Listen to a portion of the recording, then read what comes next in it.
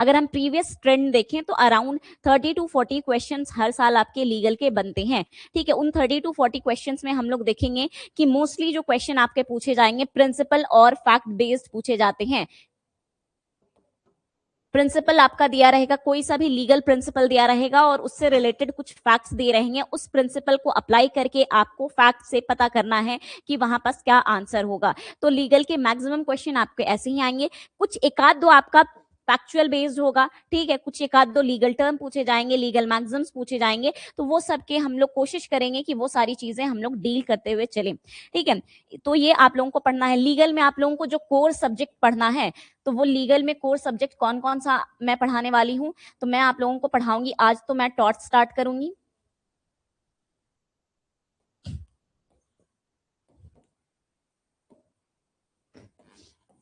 इसके बाद मैं आप लोगों को क्रिमिनल लॉ पढ़ाऊंगी। ये सब का हम लोग बेसिक जानेंगे ताकि आप जब फैक्ट और प्रिंसिपल बेस्ड क्वेश्चन जब आपके एग्जाम में आए तो आप उस प्रिंसिपल को आसानी से समझ सकें, ठीक है। क्योंकि नॉर्मली हम लोगों को क्या होता है, उस चीज को पढ़ने में समझने में काफी ज्यादा टाइम लग जाता है, तो हम लोग जल्दी से सॉल्व नहीं कर पाते हैं। तो यहाँ पास जो भी चीज मैं पढ़ाऊंगी आपकी बेसिक अंडरस्टैंडिंग के लिए पढ़ाया जाएगा, क्योंकि ऑलरेडी आप लोगों को जाकर के बाद में इसको पढ़ना ही है। तो टॉर्च पढ़िएगा, क्रिमिनल लॉ, उसके बाद आप पढ़िएगा कॉन्ट्रैक्ट लॉ, और फिर फैमिली लॉ। इन सब के बेसिक्स आपको पढ़ाए जाएंगे, साथ में इसके आपको लीगल मैक्सिम्स, लीगल जीके,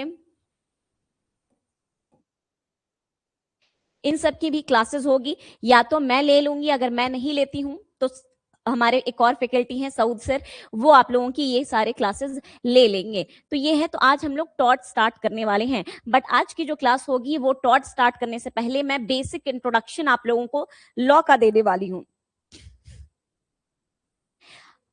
हाँ, क्रिमिनल लॉ होगा बेटा, इसके बाद होगा टॉर्च, एक दफा मैं करा लूं उसके बाद क्रिमिनल लॉ का बेसिक मैं पढ़ा दूंगी।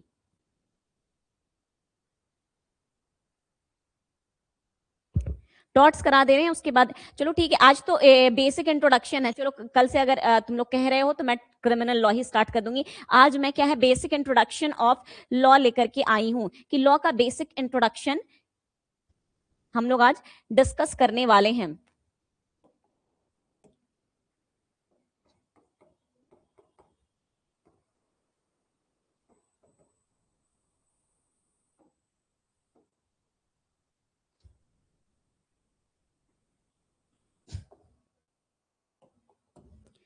तो लॉ जो वर्ड है उसका ओरिजिन हुआ है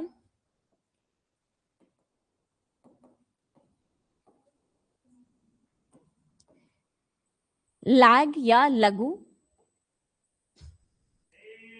जिसका मतलब होता है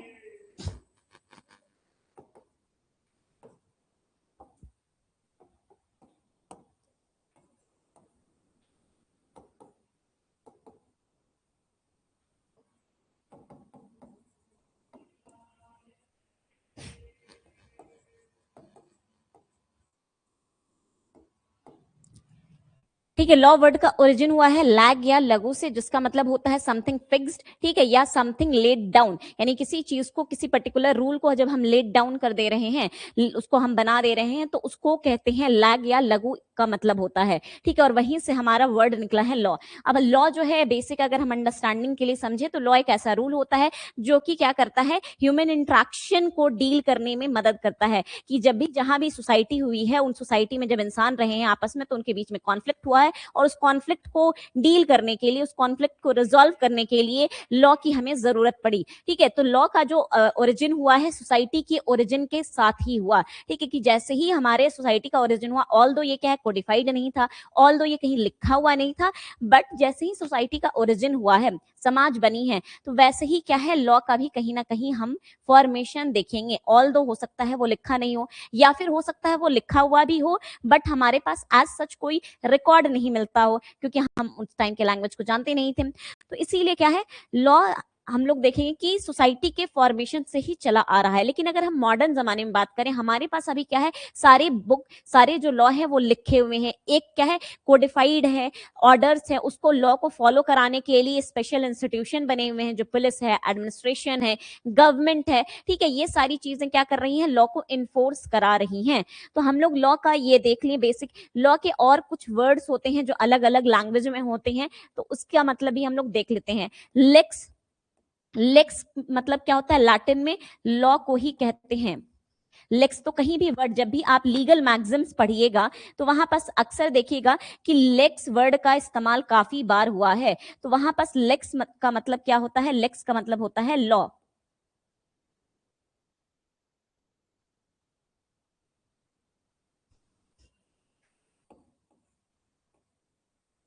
लेक्स का मतलब क्या होता है, लॉ होता है। इसके अलावा कहीं कहीं आपको लिखा मिलेगा जस, ठीक है, जस का मतलब भी क्या होता है, लॉ होता है या राइट होता है। तो कहीं भी आपको लीगल मैगजिम में अगर जस वर्ड का मतलब जस लिखा रहे तो आप समझिए या तो यहाँ लॉ का मतलब है, इसका मतलब, या फिर राइट का मतलब है। जैसे हम लोग एक मैगजिम पढ़ेंगे, उबी जस इबी रिमेडियम, तो उबी जस, तो यहाँ पास जस का मतलब क्या है, राइट है, कि where there is right there is remedy. तो जहां पास भी जस वर्ड रहे तो उसका मतलब आपको समझना है कि क्या है, राइट है या फिर लॉ है, इसका मतलब। इसके अलावा एक और वर्ड है हमारा फ्रेंच में ड्रॉइट,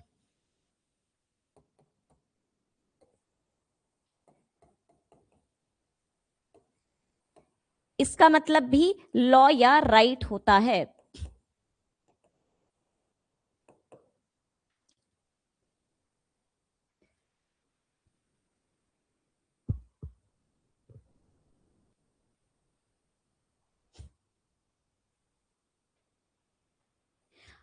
आ गया समझ में। अब इसके बाद अगर हम लोग ट्रेस करें कि जो रिटन लॉज है वो सबसे पहले कौन सा लिखा गया, तो हम अगर लिखा गया होगा हो सकता है, पर हमें जो एविडेंस मिला है, एविडेंस के बेसिस पर हमें जो सबसे पुराना लिखित लॉ मिला है, रिटन लॉज मिले हैं, वो मिले हैं मेसोपोटामिया से, जिसे हम कोड ऑफ उर नम्मू कहते हैं। एक नम्मू नाम का राजा था जो कि मेसोपोटामिया में रूल करता था, उसने क्या है, कुछ लॉज लिखवाए थे जिसका एविडेंस हम लोगों को मिला है, जिसको हम लोग पढ़ पाए हैं।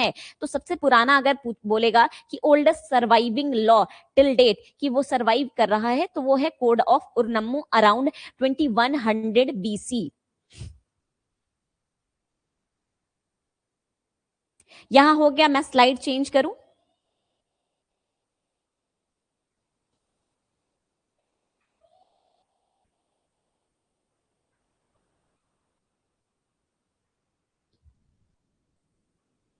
ठीक है।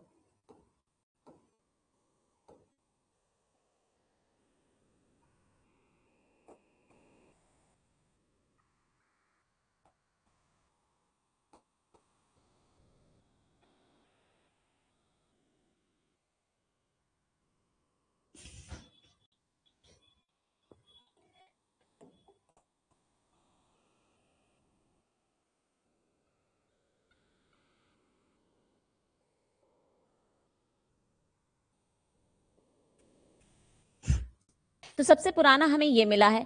इसके बाद हमें मिला है हम्मुराबी का code.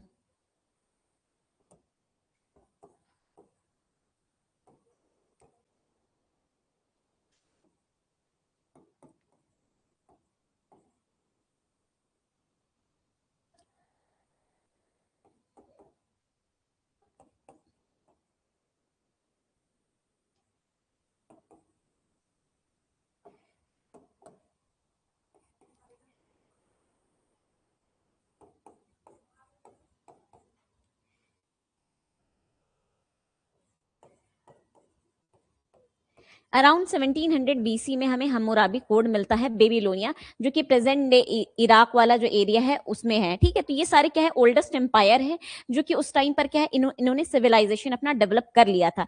At the very same time 200 जो 2100 बीसी के आसपास, at the very same time हमारे यहाँ इंडिया में भी सिविलाइजेशन था, जिसको हम लोग इंडस वैली सिविलाइजेशन कहते हैं। तो क्या वहां लॉ था? तो शायद हो सकता है होगा, लेकिन सिंस इंडस वैली सिविलाइजेशन की जो लैंग्वेज है उसको हम लोग पढ़ नहीं पाए हैं, डिसिफर नहीं हो पाया है, अनडिसिफर्ड है, इसीलिए it's very difficult for us to know कि क्या कोई रिटन लॉज उस टाइम पर इंडिया में एग्जिस्ट कर रहा था या नहीं कर रहा था। ठीक है, तो वहां पर हो सकता है, ऑब्वियसली सोसाइटी थी, एक सिविलाइजेशन था, एक पूरा समुदाय बसा हुआ था, तो हो सकता है होगा, पर हम लोग सिंस उस टाइम के लैंग्वेज को, इंडस वैली सिविलाइजेशन के लैंग्वेज को हम लोग पढ़ नहीं पाए हैं, तो it's very difficult for us to know कि उस टाइम पर कोई लैंग्वेज एग्जिस्ट कर रहा था वहां इंडस वैली सिविलाइजेशन में या नहीं कर रहा था।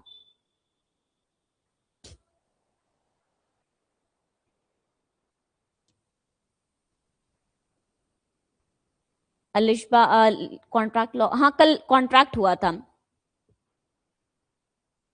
ठीक है, तो ये दोनों हो गया। इसके अलावा हम लोग आते हैं थोड़ा सा इंडिया पे आ जाते हैं। तो इंडिया में, एंशियंट इंडिया की हम बात करें तो एंशियंट इंडिया में हमें क्या है, एग्जैक्टली लॉ के तो लॉज तो नहीं मिलते हैं, लेकिन उस टाइम पर कुछ हमें क्या है, रिलीजियस टेक्स्ट मिलते हैं जिसमें हमें कुछ लॉज मिले हैं, जैसे कि वेद हो गए, ठीक है, जैसे कि मनुस्मृति हो गया, जैसे कि धर्मशास्त्र, धर्मसूत्र हो गया। तो इन ये सब क्या है, एक one of the sources of law है एंशियंट इंडिया का। तो एंशियंट इंडिया के सोर्सेज ऑफ लॉ अगर हम देखेंगे तो वो वेदा हो जाएगा, मनुस्मृति हो जाएगा। मनुस्मृति क्या है, पहला हिंदू का कोड है, यानी कि पहला एक ऐसा कोडिफाइड लॉ है हिंदूज के लिए।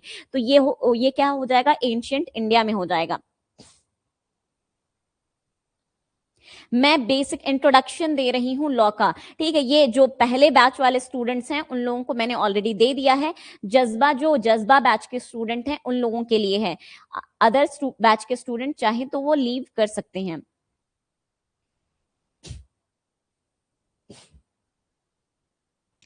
ठीक है, तो यही हो गया यहाँ पास।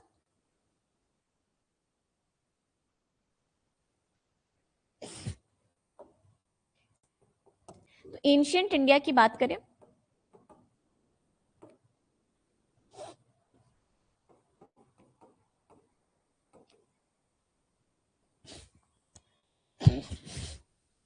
तो वेद हो गया या मनुस्मृति हो गया, इन सब का एग्जैक्ट डेट ट्रेस नहीं कर पाया गया है, लेकिन ऐसा माना जाता है कि वेद वगैरह जो बने होंगे वो अराउंड 600 बीसीई के आसपास में बने होंगे। ठीक है, यानी कि वेद को अगर जो लिखा गया होगा तो वो 600 बीसीई के आसपास वाले ईयर में लिखा गया होगा, क्योंकि हम इंडस वैली सिविलाइजेशन देख रहे हैं तो उस टाइम पर हमें वेद का कोई नॉलेज नहीं मिल रहा है। वेद बुक उस टाइम पर नहीं कहीं हमें मिल रहा है। हमें जो मिल रहा है वो हमें क्या है, जो गंगा वैली सिविलाइजेशन जो है वहां पास वेद के अंश हमें मिले हैं उस टाइम के। तो अराउंड 600 बीसी के आसपास में, या हो सकता है 700 से लेकर के 600 बीसी के आसपास में इसको कंपाइल किया गया हो, इसको बनाया गया हो। ठीक है, मनुस्मृति का भी वही टाइमलाइन है। एग्जैक्ट डेट हम लोगों को पता कर पाना पता नहीं है कि एग्जैक्ट कब लिखा गया है मनुस्मृति।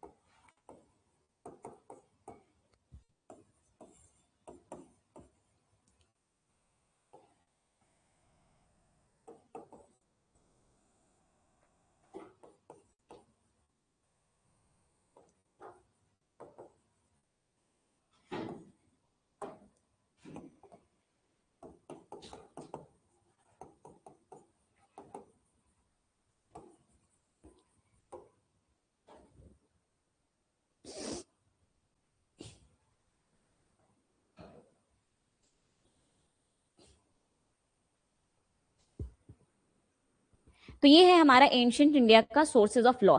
इसके बाद अगर हम देखते हैं कि और क्या क्या आखिर जो अभी ये जो फॉर्म लिया सेक्युलराइजेशन ऑफ लॉ जिसको हम कहते हैं कि लॉ जो है वो सेक्युलर कब होने लगा। इनिशियली क्या है, यूरोप में भी जो लॉज थे वो सेक्युलर नेचर के नहीं थे, ठीक है। लॉज जो थे वो दैट वाज रिवॉल्व अराउंड कैसा, चर्च के अराउंड ही रिवॉल्व करते थे। जो चर्च में जो फादर्स होते थे और उन सारे ऐसे कोर्ट जो कि चर्च में होते थे उसको क्या कहा जाता है, ऐसे कोर्ट जो चर्च में लगते थे उनको क्या कहा जाता है।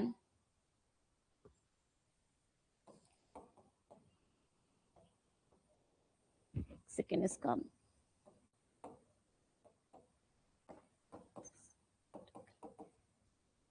आई थिंक इसका मीनिंग ये स्पेलिंग चेक कर लो।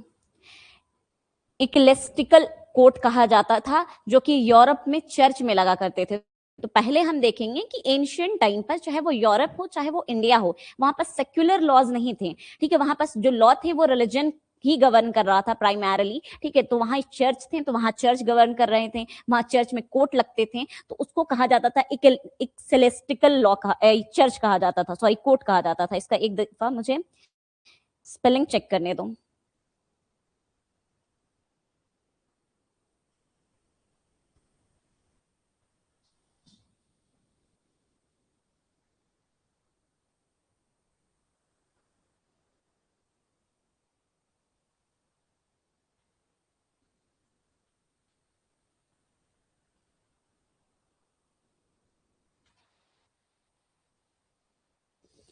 ECCLE।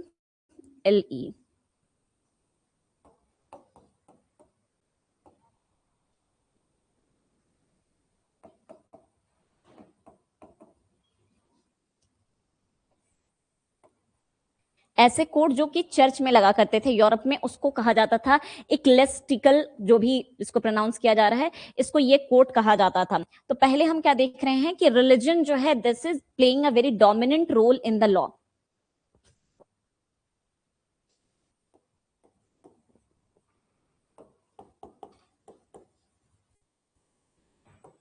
फिर धीरे धीरे क्या होगा, सेक्युलराइजेशन होगा लॉज का।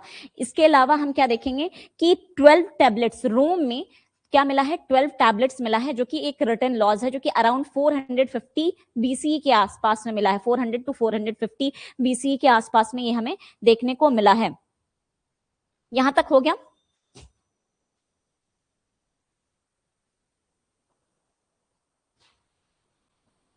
वालेकुम अस्सलाम।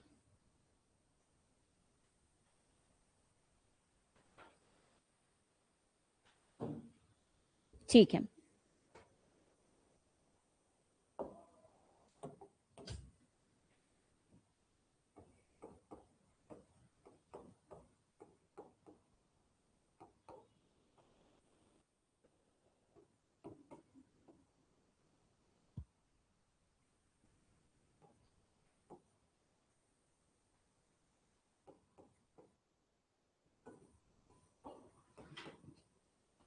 इसके बाद और क्या हमें देखने को मिलता है, इसके बाद हमें देखने को मिलता है कि इंग्लैंड में क्या होता है, नॉर्मन का कॉन्क्वेस्ट होता है, ठीक है। नॉर्मन एक किंगडम होती है, उन लोग क्या करते हैं इंग्लैंड पर कैप्चर कर लेते हैं। तो जब वो लोग इंग्लैंड में आते हैं तो अपना एक लीगल सिस्टम लाते हैं और वहां से सेक्युलराइजेशन ऑफ लॉ का स्टार्ट होता है इंग्लैंड में अराउंड 1057 एडी के आसपास में, ठीक है। यानी कि 1000 एडी में ऑनवर्ड क्या हम देख रहे हैं, फर्स्ट सेंचुरी एडी में देख रहे हैं हम क्या कि वहां पर क्या स्टार्ट हो रहा है, वहां पर स्टार्ट हो रहा है सेक्युलराइजेशन ऑफ लॉ का। इसीलिए द रीजन हम लोग देखेंगे आगे, हम लोग पढ़ेंगे कि दो लीगल सिस्टम होते हैं, एक एडवर्सरियल होता है और एक इंक्विजिटोरियल होता है। तो इंग्लैंड में एडवर्सरियल का इस्तेमाल करते हैं और हम लोग भी इंस्पायर हैं इंग्लैंड से, तो इसीलिए हम लोग भी एडवर्सरियल इस्तेमाल करते हैं। तो सबसे पहले जो सेक्युलराइजेशन ऑफ लॉ हुआ वो इंग्लैंड में हुआ, फिर बाद में जाकर के इटली, जर्मनी और जो अदर यूरोपियन कंट्रीज है वहां सेक्युलर लॉज आए। नहीं तो इनिशियली क्या है, हम लोग देखेंगे कि इंग्लैंड में ही सेक्युलराइजेशन ऑफ लॉ हुआ। कब, जब नॉर्मन लोगों ने 1057 एडी में क्या किया, वहां कंक्वेस्ट किया, वहां कब्जा किया, कहा, इंग्लैंड में।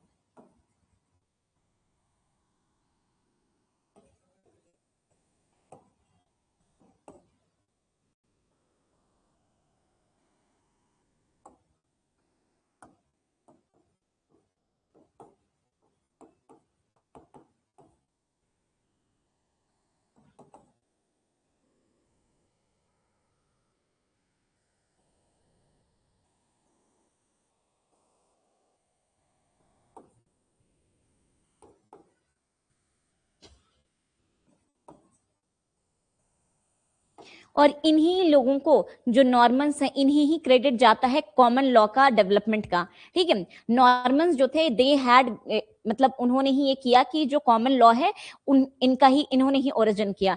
तो ये कॉमन लॉ का मतलब फिर क्या हो जाता है,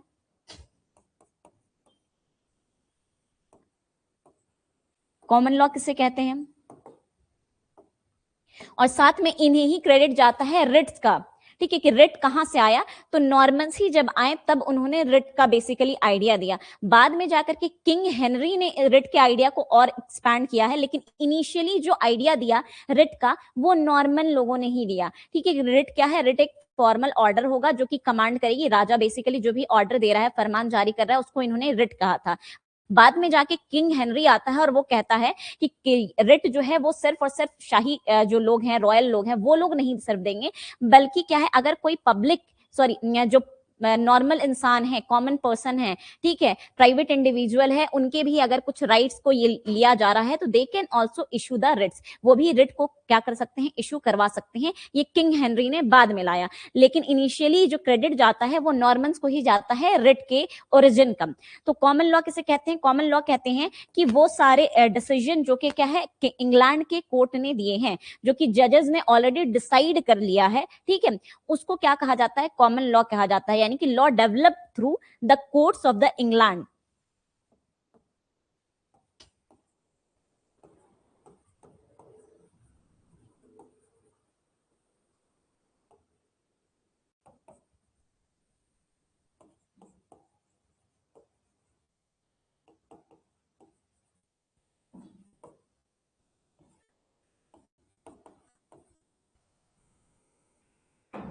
यानी कि जो वहां के जो भी जजेस हैं वो फैसला सुना दिए एक केस में कि हाँ ये इस चीज को माना जाएगा, इस चीज को नहीं माना जाएगा, ये राइट है या ये राइट नहीं है। ठीक है, तो वहां पास उस चीज को क्या है फॉलो किया जाने लगा और उसका नाम दे दिया गया कॉमन लॉ। ठीक है, तो common law one of the source India का भी बना, हम लोगों ने भी फॉलो किया उसको अपने कोर्ट में कॉमन लॉ को, तो इसीलिए कॉमन लॉ के बारे में हमें जानना जरूरी है। तो कॉमन लॉ क्या है, कॉमन लॉ उसे कहते हैं, उस लॉ को कहते हैं जो कि वहां के कोर्ट ने, इंग्लैंड के कोर्ट ने जो फैसला दिया तो उसको वो लोग क्या मान लेते हैं, कानून मान लेते हैं। हमारे यहाँ नहीं मानते हैं, हमारे यहाँ जजेस जो फैसला देते हैं उसको कानून नहीं माना जाता है, लॉ नहीं माना जाता है, ऑल दो इट होल्ड सम प्लेस। ठीक है, डॉक्ट्रिन ऑफ स्टेयर डिसाइसिस यही कॉमन लॉ से ही आया है। डॉक्ट्रिन ऑफ स्टेयर डिसाइसिस क्या कहता है, स्टेयर डिसाइसिस का मतलब क्या होता है,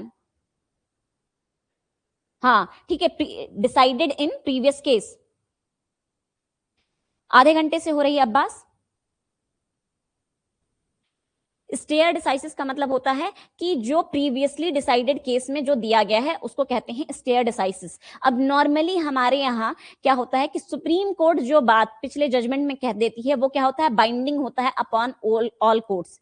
ठीक है, आर्टिकल 141 के तहत क्या होता है, आर्टिकल 141 हमारे कॉन्स्टिट्यूशन में जो दिया गया है वो बोलता है कि सुप्रीम कोर्ट एक जो फैसला जो दे रही है that is binding upon all the courts. उसी डॉक्ट्रिन को कहते हैं डॉक्ट्रिन ऑफ स्टेयर डिसाइसिस, यानी कि एक बार क्या है कोई जजमेंट पास हो गया, ठीक है, डिसाइड कर दिया गया, तो until and unless supreme court उसको ओवरटर्न नहीं कर रही है दूसरे जजमेंट में तब तक के वो चीज फॉलो की जाएगी सारे कोर्ट के द्वारा। उसी को हम कहते हैं डॉक्ट्रिन ऑफ स्टेयर डिसाइसिस, यानी कि प्रीवियसली डिसाइडेड केस में जो डॉक्ट्रिन आया है, जो लॉज फॉर्मुलेट किए गए हैं, जो बातें कही गई हैं, वो क्या होंगी, वो बाइंडिंग होंगी upon the all courts except supreme court.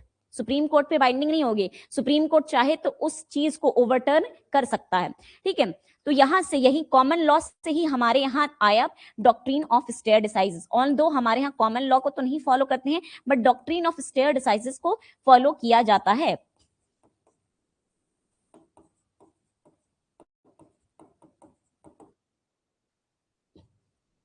तो आप लोगों से ये पूछ सकता है कि स्टेयर डिसाइसिस का मतलब क्या होता है, तो स्टेयर डिसाइसिस का मतलब होता है डिसाइडेड इन प्रीवियस केस। ठीक है, इसका पूछेगा कि ये हमें इसका ये जो ये प्रिंसिपल मिलता कहां है, कॉन्स्टिट्यूशन के किस आर्टिकल में ये हमें मिलेगा, या कहां से ये डॉक्ट्रिन ऑफ स्टेयर डिसाइसिस का जो वैलिडिटी है, बेसिस है, वो क्या है, तो that basis will be article 141।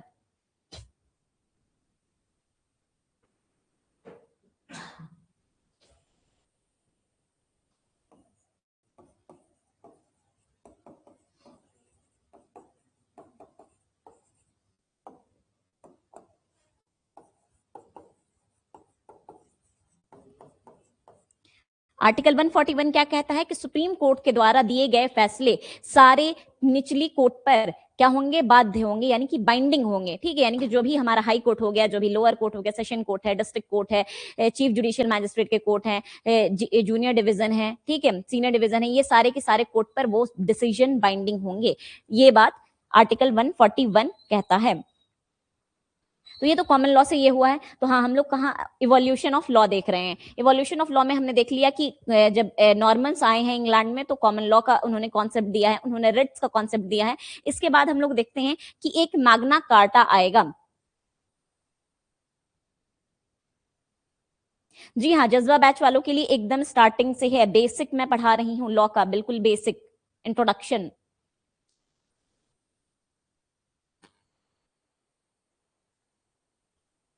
यहां तक हो गया सबका?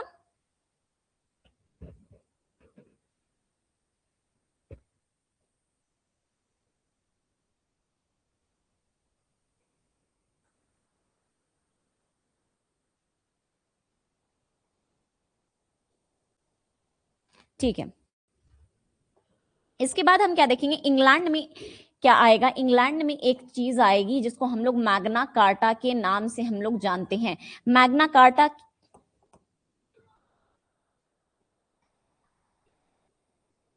का मतलब होता है इंग्लिश में द ग्रेट चार्टर।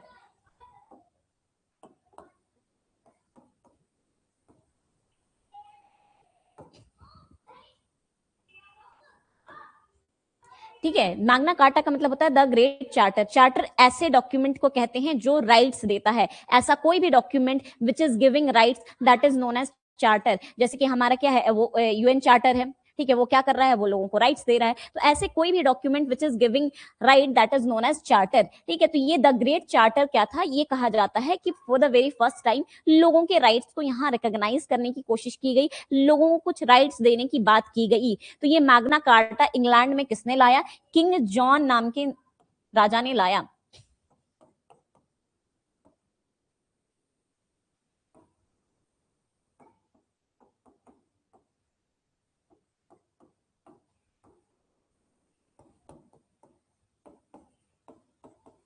ये बहुत ही इंपॉर्टेंट है ये डॉक्यूमेंट, इसीलिए प्लीज आप लोग याद कर लीजिएगा कि किसने इशू किया है। किंग जॉन ने किया है। कब किया है, 1215 में किया है। ठीक है, ये एडी है।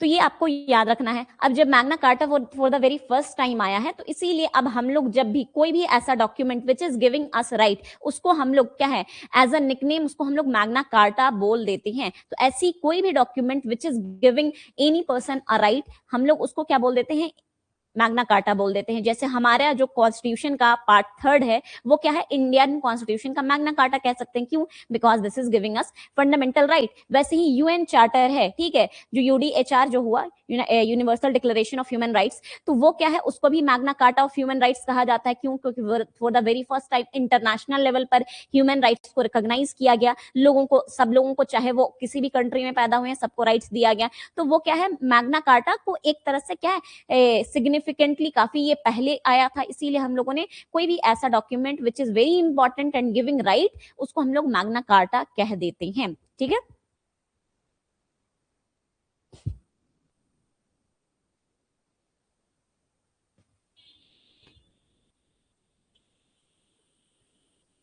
तो ये हो गया हमारा। इसके बाद हम लोग देखते हैं दो हमारा जो ये है लीगल सिस्टम है, ठीक है, यानी कि जो हमारा प्रोसेस ऑफ इन्वेस्टिगेशन है, कि जब भी हमारा जब लॉ आ गया, लॉ आने के बाद ये हुआ कि भाई कोई सिस्टम होना चाहिए जिसके थ्रू हम लोग क्या कर सकें, हम लोग फैक्ट्स और ये एविडेंस को देख करके हम लोग सुना सकें।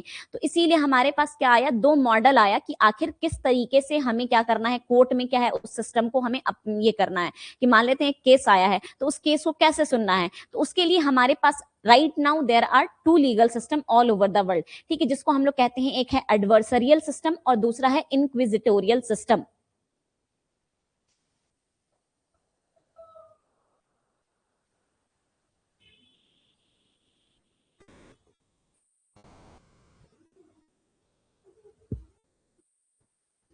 यहां तक हो गया।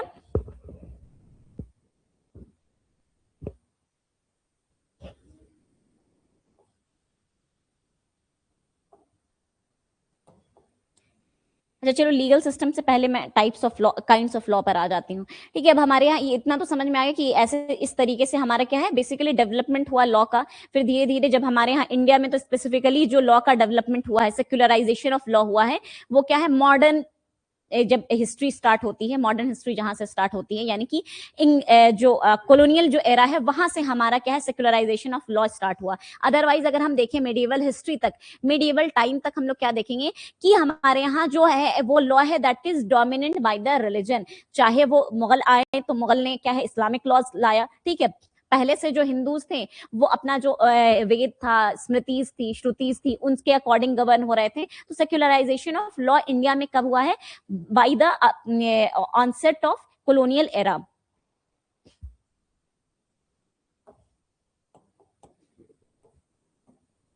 तो study of, scientific study of law को हम लोग क्या कहते हैं, साइंटिफिक स्टडी ऑफ लॉ को हम लोग क्या कहते हैं, बताइएगा। जुरिस्प्रूडेंस। ठीक है, तो क्या कहते हैं, साइंटिफिक स्टडी ऑफ लॉ को हम लोग कहते हैं jurisprudence.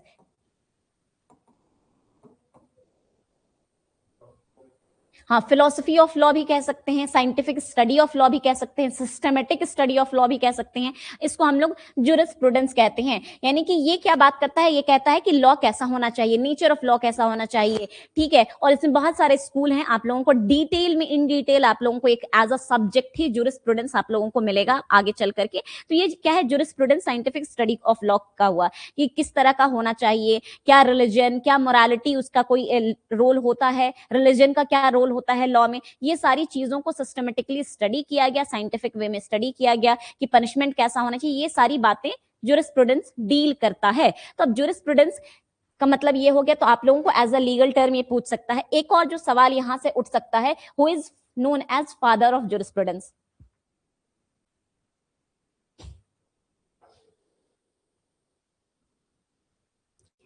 Who is known as father of jurisprudence. तो फादर ऑफ ज्यूरिस्प्रूडेंस है हमारे जेरेमी बेंथम। बहुत ही इंपॉर्टेंट, बहुत ही पॉपुलर नाम है। तो इसको, इस नाम को याद रखिएगा, क्योंकि पूरे थ्रू आउट लॉ करियर में आपको जेरेमी बेंथम के बारे में आपको सुनने को मिलेगा।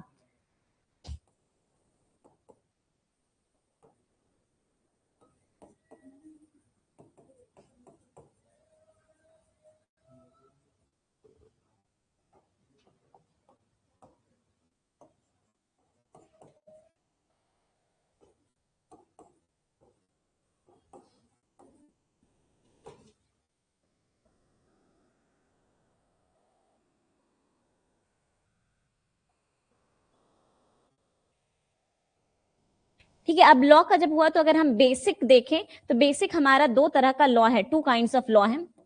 सबसे बेसिक हम लोग चलते हैं। तो एक है हमारा म्युनिसिपल लॉ,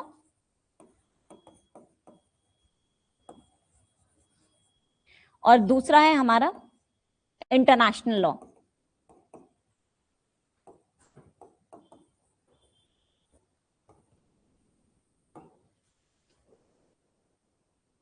ठीक है, म्युनिसिपल लॉ किसको कहते हैं, ऐसे लॉ जो कि क्या है, अलग अलग अपने अपने नेशंस में जो लॉ बनाए हैं वहां की सरकार ने। ठीक है, जिसको स्टेट लॉ भी हम लोग कहते हैं। तो स्टेट का मतलब यहाँ गवर्नमेंट होता है। ठीक है, तो स्टेट का मतलब क्या, अलग अलग जो नेशन में, अलग अलग ये कंट्री में जो वहां की सरकार ने, वहां की गवर्नमेंट ने, ठीक है, स्टेट ने बनाए हुए हैं लॉ, उसको हम लोग म्युनिसिपल लॉ के नाम से जानते हैं। और इंटरनेशनल लॉ जो कि इंटरनेशनली जो की है। ठीक है, जैसे कि यूडीएचआर क्या है, एक इंटरनेशनल लॉ का पार्ट है।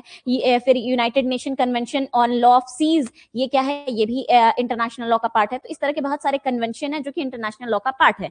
तो म्युनिसिपल लॉ पूछा जाएगा तो ये हो जाएगा लॉ ऑफ नेशंस,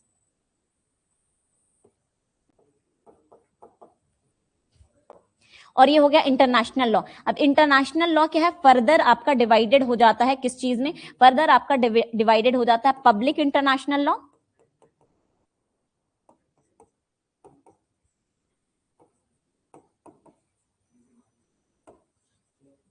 और दूसरा है प्राइवेट इंटरनेशनल लॉ।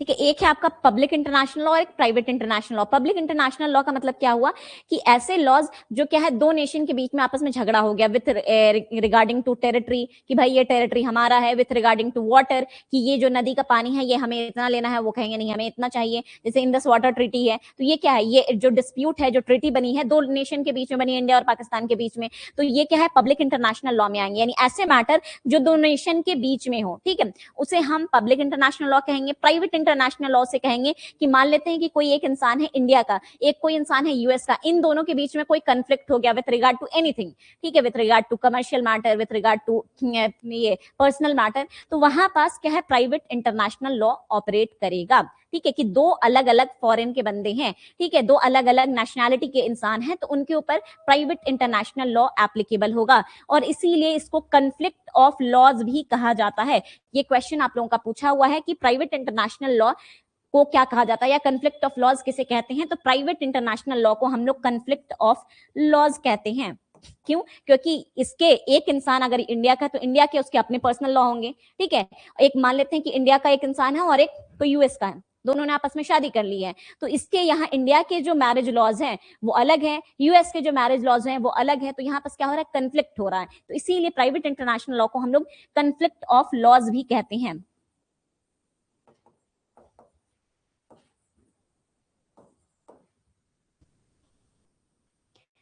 वालेकुम अस्सलाम आतिफा। तो ये हो गया। अब इंटरनेशनल लॉ का फादर पूछा हुआ है कि इंटरनेशनल लॉ के फादर कौन है, तो इंटरनेशनल लॉ के फादर हैं कौन, हुगो ग्रोशियस। अच्छा, इंटरनेशनल लॉ को क्या कहा गया है, वीक लॉ भी कहा गया है, ठीक है। वीक लॉ क्यों कहा गया है, क्योंकि इसका इंप्लीमेंटेशन सही से नहीं हो पाता है। मान लेते हैं कि इंटरनेशनल कोर्ट ऑफ जस्टिस ने कोई फैसला दे दिया, वहां की सरकार मानने के लिए तैयार ही नहीं है, तो क्या फायदा वैसे डिसीजन का। तो इसीलिए इंटरनेशनल लॉ को कहा जाता है कि इसका बाइंडिंग इफेक्ट बहुत कम है, ठीक है, बाउंड नहीं आप किसी को कर सकते हैं, इसीलिए international law is also known as weak law.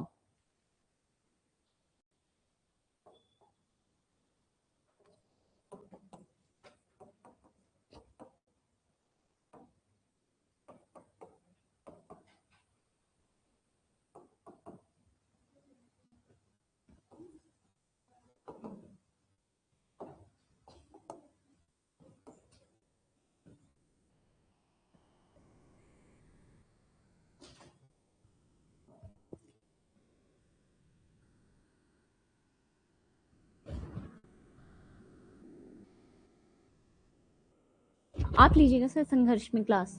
अच्छा, ठीक है, तो ये है हमारे फादर ऑफ इंटरनेशनल लॉ।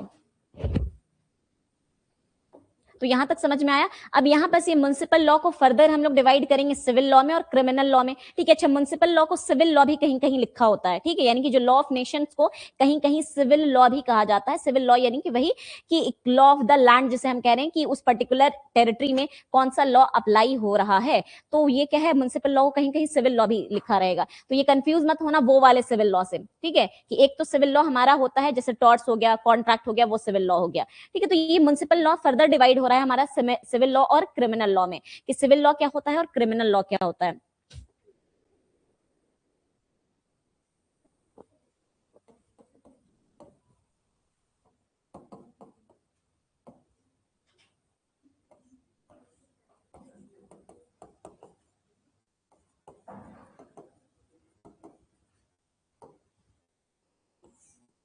अब सिविल लॉ में क्या है और क्रिमिनल लॉ में क्या है, तो सिविल लॉ जहां पास भी रहेगा वहां पास किस तरह की राइट है, प्राइवेट राइट्स इंक्लूडेड है। सिविल लॉ में क्या है, प्राइवेट, दो इंसान के बीच में हम क्या कर रहे हैं, कॉन्ट्रैक्ट कर रहे हैं, या दो इंसान की शादी हुई है, तो ये क्या है, यहाँ पास उन दोनों के राइट्स यहाँ इन्वॉल्व है, उन दोनों की आपस में ड्यूटीज इन्वॉल्व है। तो जहां पास भी हम सिविल लॉ की बात करते हैं वहां पास क्या होता है कि दो प्राइवेट इंडिविजुअल्स के राइट या ड्यूटीज इन्वॉल्व होते हैं। वहीं हम क्रिमिनल लॉ की बात करते हैं तो वहां पास क्या होता है, पब्लिक राइट इन्वॉल्व होती है, पब्लिक एट लार्ज को इफेक्ट होता है किसी भी क्रिमिनल रॉन्ग से। सिविल रॉन्ग से क्या होता है कि जो दो पार्टीज हैं, जो अफेक्टेड पार्टीज, उन दोनों को ही इफेक्ट हो रहा है, बाद बाकी किसी थर्ड पर्सन को उसका इफेक्ट नहीं हो रहा है। तो वैसे लॉज क्या है, जहां पास इन्वॉल्व हो प्राइवेट राइट उसे हम सिविल लॉ कहेंगे, और जहां पास पब्लिक राइट इन्वॉल्व हो उसे हम क्रिमिनल लॉज कहेंगे।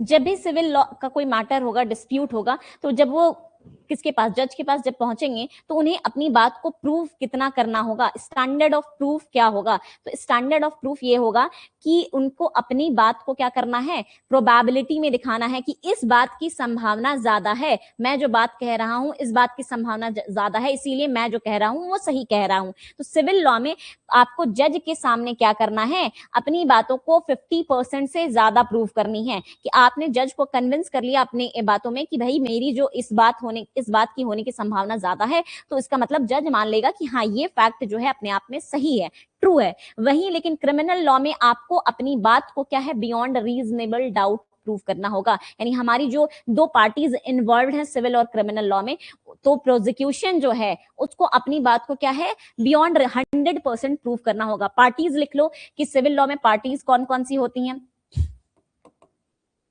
तो एक होगा सिविल लॉ में हमारा प्लेंटिफ,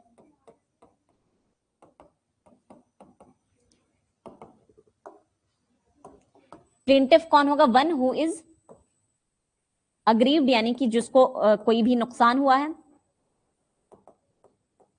या कंप्लेनेंट भी हम लोग कह सकते हैं।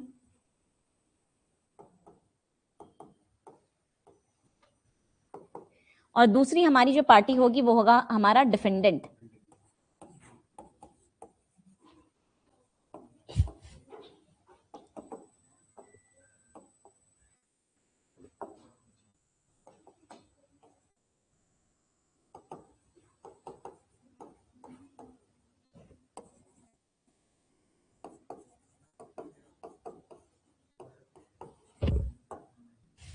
जिसके अगेंस्ट में कंप्लेन फाइल किया गया है उसे हम डिफेंडेंट कहेंगे। वहीं अगर हम क्रिमिनल लॉ में आ जाए तो इसमें जो पार्टीज होंगी,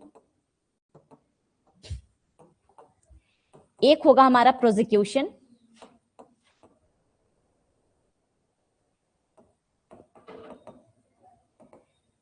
ठीक है। लेटर स्टेज पे, इनिशियल स्टेज की मैं ये बात बता रही हूं कि जब भी कोई सिविल सूट स्टार्ट होगा तो इस इनिशियल स्टेज पर प्लेंटिफ होगा और डिफेंडेंट होगा।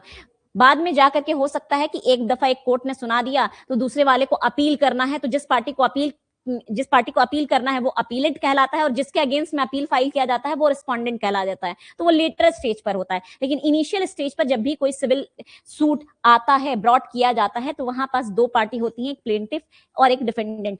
एक क्रिमिनल लॉ जब स्टार्ट होता है तो वहां पास क्या होता है, एक पार्टी होती है हमारी प्रोसिक्यूशन, ठीक है। प्रोसिक्यूशन कौन होता है, प्रोसिक्यूशन स्टेट होती है, क्या होती है, गवर्नमेंट होती है, सरकार होती है। और सरकार क्या करती है, रिप्रेजेंट करती है विक्टिम को। किसको, विक्टिम को। जो भी विक्टिम है, जिसके साथ मान लेते हैं मर्डर हुआ है, चोरी हुआ है, ठीक है, धोखाधड़ी हुआ है, व्हाटएवर हुआ है, तो यहां पास क्या है, प्रोसिक्यूशन होती है। स्टेट हु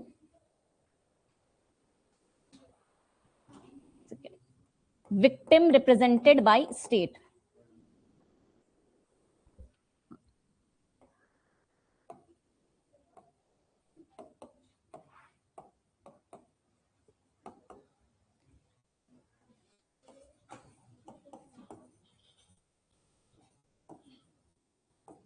दूसरा हमारा होता है डिफेंडेंट। डिफेंडेंट यहाँ क्या हो गया, जो अक्यूज्ड है, जिसके ऊपर इल्जाम लगाया जाता गया है।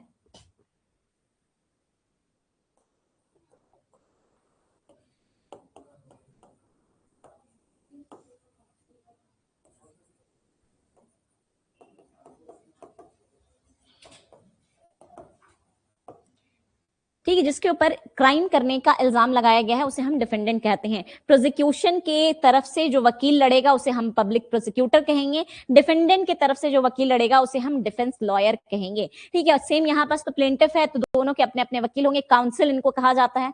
ठीक है, जो सिविल लॉ में जो अपने अपने इनके जो वकील होंगे उनको काउंसिल कहा जाता है, COUNSEL, काउंसिल। ठीक है, तो उनको काउंसिल अगर वर्ड कहीं लिखा रहे तो इसका मतलब कहा जा रहा है एडवोकेट या लॉयर। जो भी